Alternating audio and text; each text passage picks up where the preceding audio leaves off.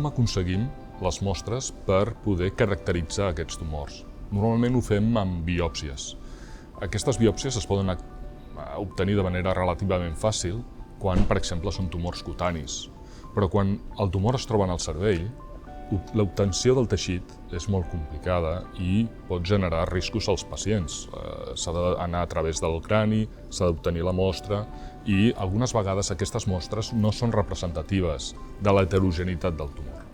Nosaltres hem vist que l'anàlisi del líquid cefalorraquidi, aquest és el fluid que banya tot el que és el parènquima cerebral, ens permet obtenir ADN que deriva del tumor.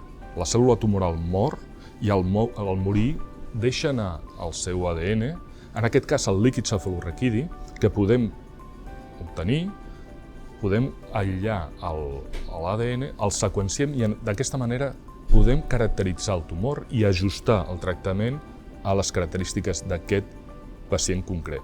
Els tumors, com ja sabem, són diferents en cada pacient, però no tan sols això, canvien amb el temps. En el cas del medul·loblastoma, això se sap que canvia moltíssim. Un medul·loblastoma primari pot ser molt diferent del medul·loblastoma que torna a aparèixer després del tractament.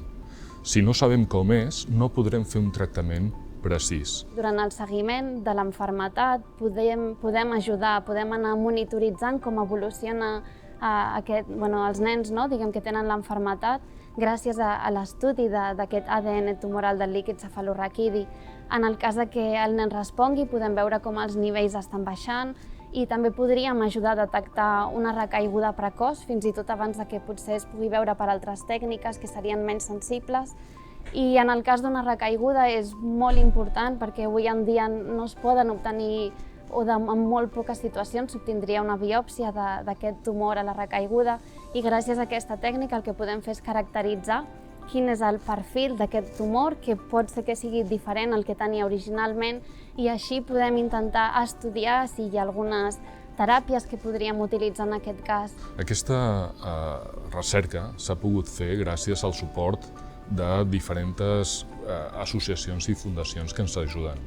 En concret, el que volem és agrair molt el suport que tenim de l'Associació Espanyola contra el Càncer, que ens ha permès fer un projecte multicèntric, també amb l'Hospital 12 d'Octubre i a l'Hospital Clínic, per fer aquest tipus d'anàlisis. I també volem agrair a la Fundació FERO, que també ens ha ajudat en el finançament i el desenvolupament d'aquest projecte.